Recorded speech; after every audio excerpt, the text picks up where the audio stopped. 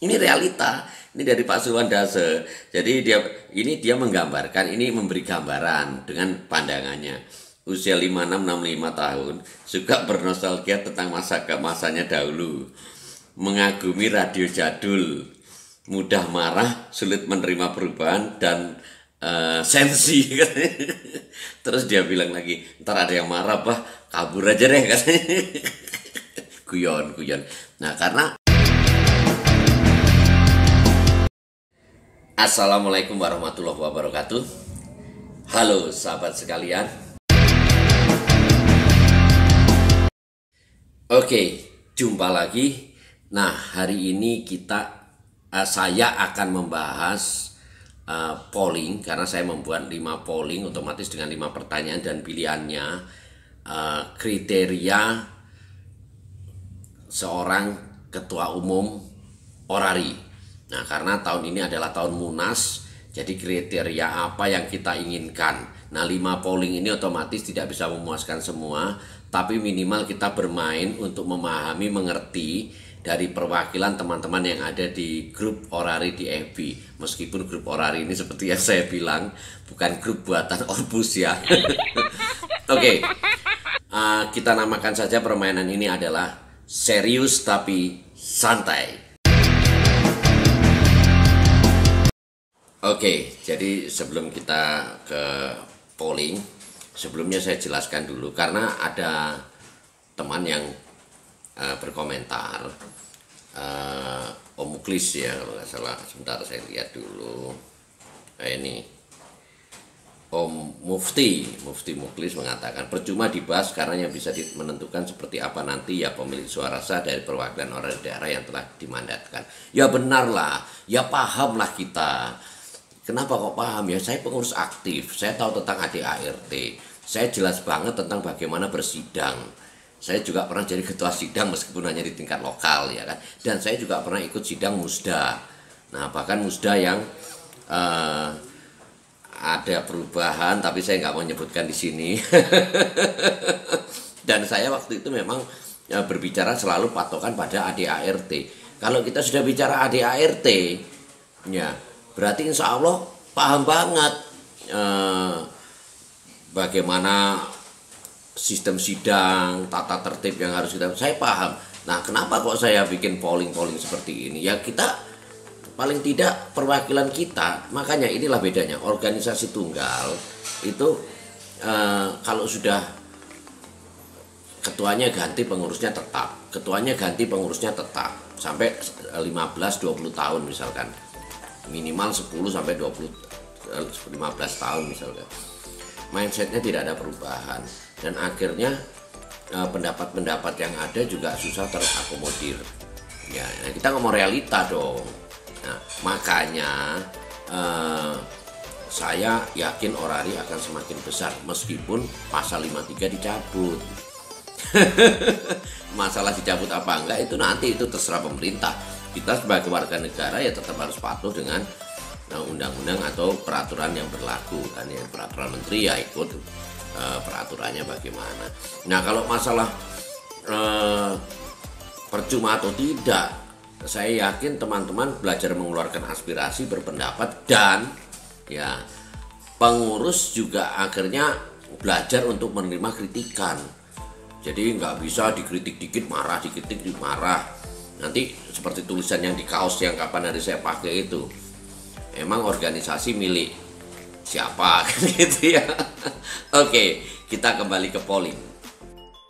Oke, jadi di sini pollingnya ini saya bacakan aja langsung ya. Nah, saya tulis di grup FB ini, tulisannya begini. Tahun ini adalah tahun Munas. Kita buat seru dan pahami pemikiran anggota. Dalam kurung hanya untuk sekedar tahu, tutup kurung ya. Kita buat beberapa polling. Pertanyaannya. Nah, jadi pertanyaannya ini memang harus peka, karena kadang-kadang teman-teman yang ngisi ini nggak ngerti maksudnya. Komentarnya jadi nggak fokus, tapi nggak apa-apa. Pertanyaannya, usia berapakah idealnya sebagai ketum Orari ke depan menurut Anda? Silahkan pilih pada kolom dan beri alasan pada komen. Ini polling 24 jam. Nah, ini sepertinya sudah 24 jam. Entah sudah 24, entah 23, nggak apa-apa, beda dikit lah. Oke, jadi pilihan pertama adalah, jadi ini kriteria usia seorang ketum yang akan datang menurut Anda, pertanyaannya begitu ya. Nah, di sini ada pilihan. Pilihan pertama adalah usia, sebentar ini saya bacakan aja biar kita tahu pilihan awalnya. Usia sangat dewasa. Usia sangat dewasa itu adalah usia 65 sampai 75 sampai 70 tahun ke atas. Jadi 70 tahun ke atas. Itu yang usia sangat dewasa.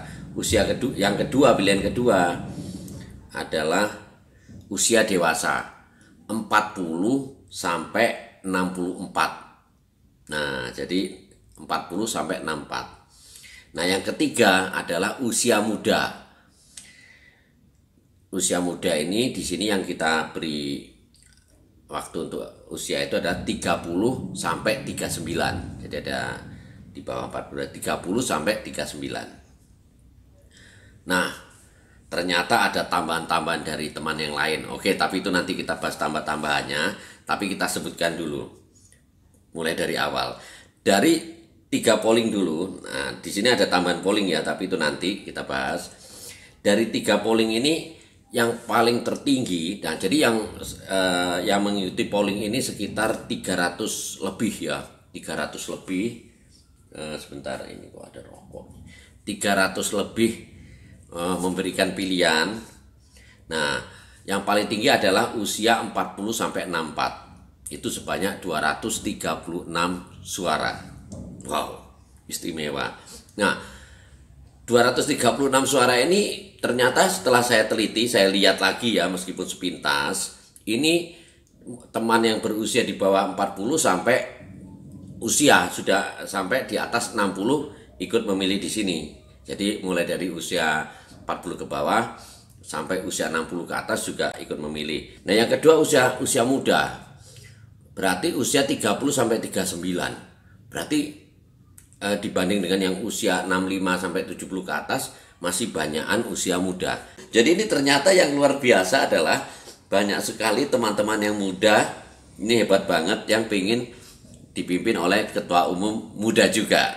Dan untuk usia muda 30 sampai 39 ini ada suara 41. Jadi ada 41 suara.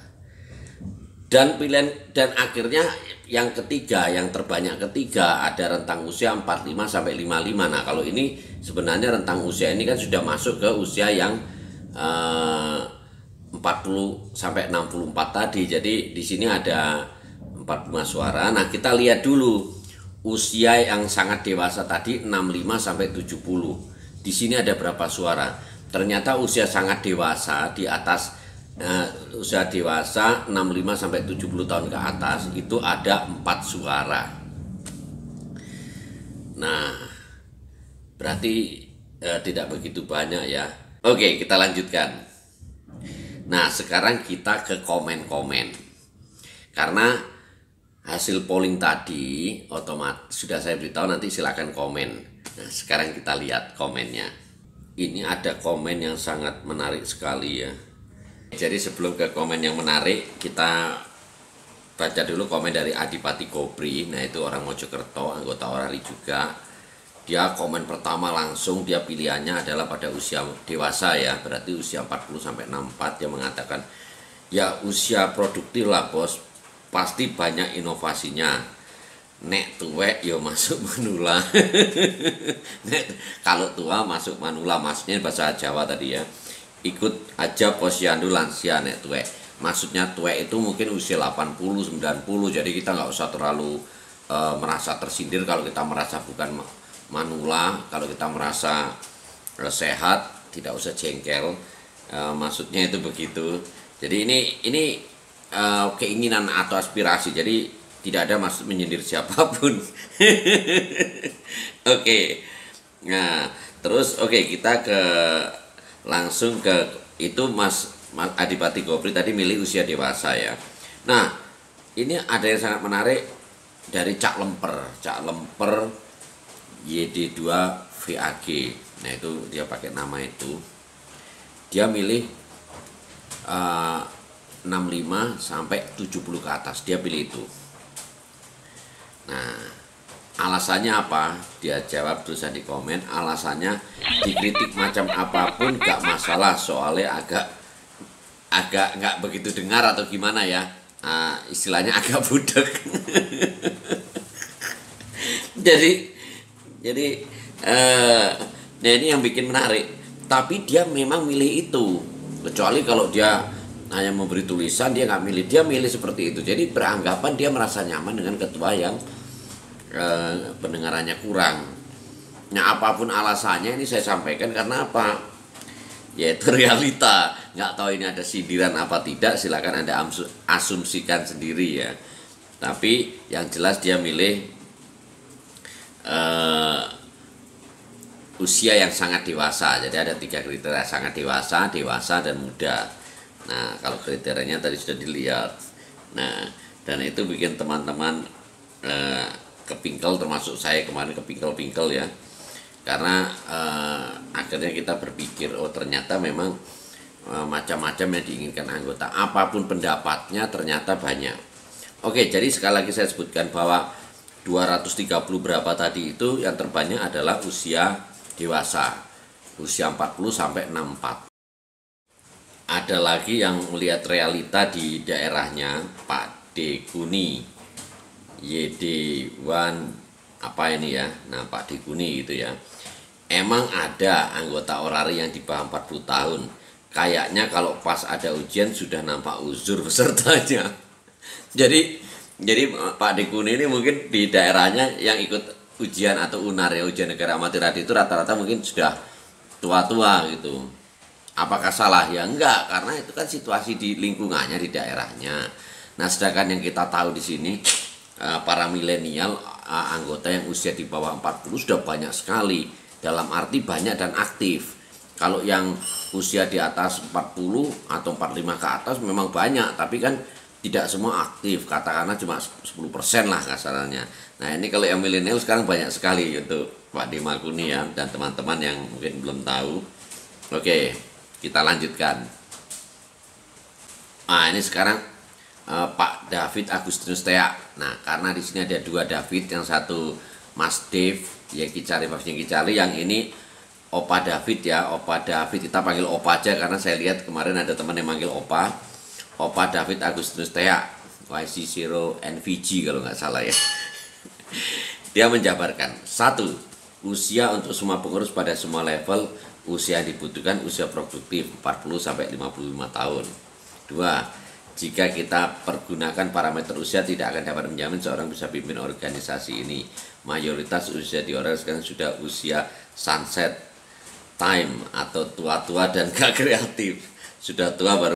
Jika kita pergunakan parameter lain, misalnya kompetensi. Nah, ini maksudnya Opa David, saya disuruh minta untuk itu nanti. Jadi saat ini nanti kita ada 5 polling, tapi yang polling pertama ini kita tanya kriteria usia dulu. Jadi ini bukan kriteria awal. Nah, di sini akhirnya setelah saya jelaskan seperti itu, Opa David Agustinus Tea memberikan pendapatnya, pilihan usianya. Nah, ini dia komen berikutnya. Usia di atas 65 kebanyakan mulut mulai pikun. Ini nggak ada yang disindir, nggak ada menyindir siapapun.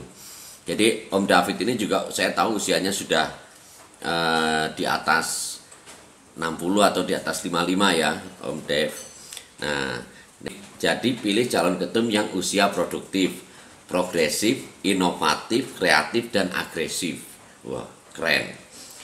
Outputnya semua kegiatan bidang minat di orari bisa terakomodir, terfasilitasi, dan orari akan lebih berkualitas. Wah, jadi nggak syukur ngomong. Maksudnya Opa Dev itu dia mendukung usia dewasa ya, karena tapi nggak disebutkan kriterianya. Cuma tadi nyebutkan yang itu tadi seperti yang saya katakan.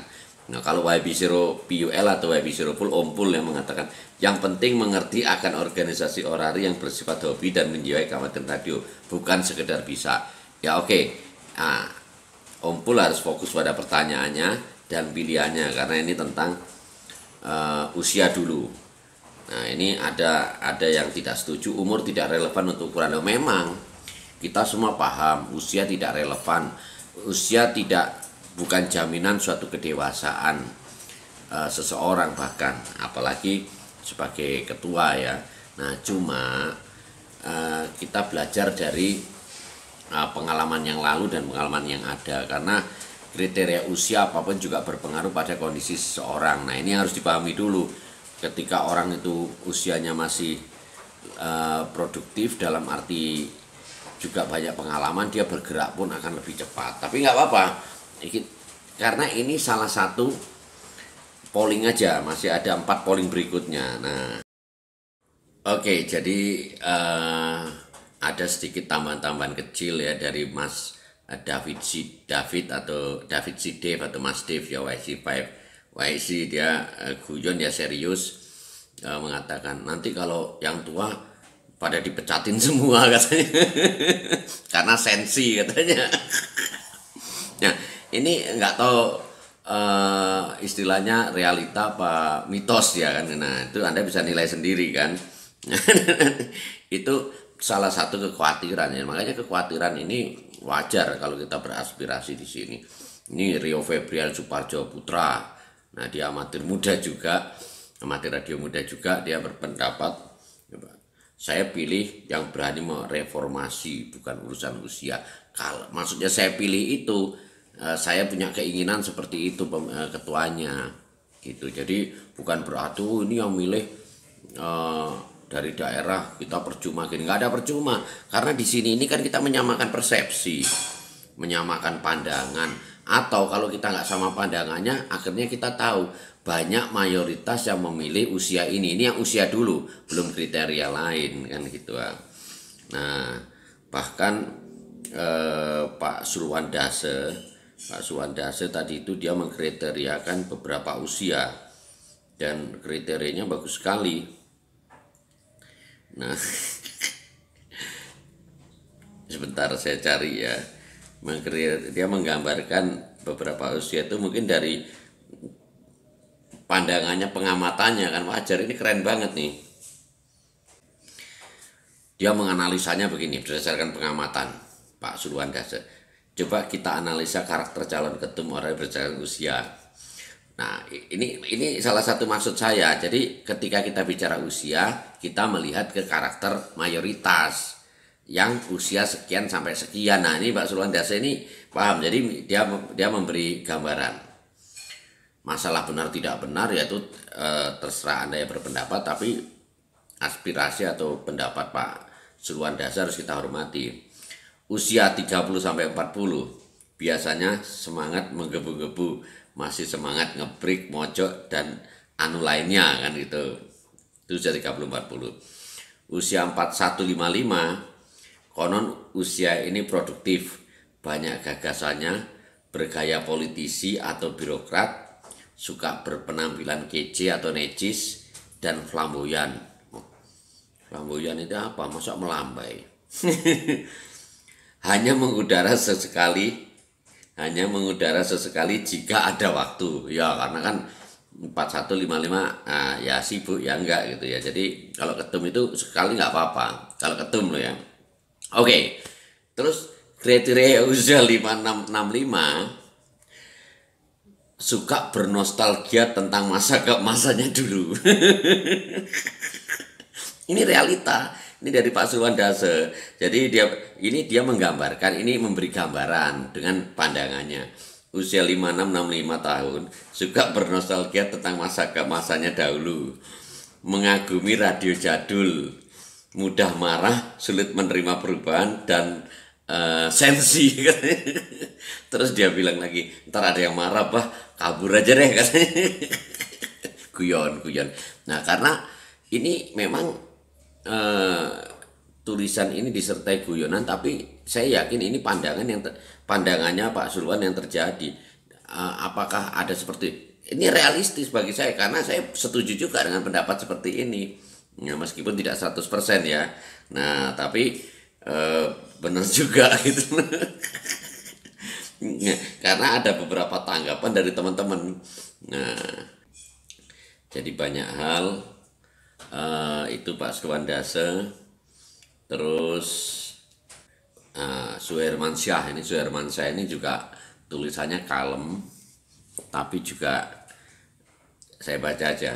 Usia berapa aja boleh, yang penting dapat membawa organisasi menjadi lebih baik dan tidak merasa organisasi itu warisan dari neneknya. Ini pendapat itu ya nggak ada masalah. Dan ketika kita bicara seperti ini, meskipun kita tidak punya hak pilih untuk memilih ketum, tapi minimal perwakilan kita bisa melihat, mendengar, dan yang mau memajukan ketumnya kan bisa melihat kriterianya sudah sesuai enggak. Oke, kita lanjutkan. Nah, terus, waduh ini waktunya udah terlalu panjang ya. Sebenarnya banyak sekali nih.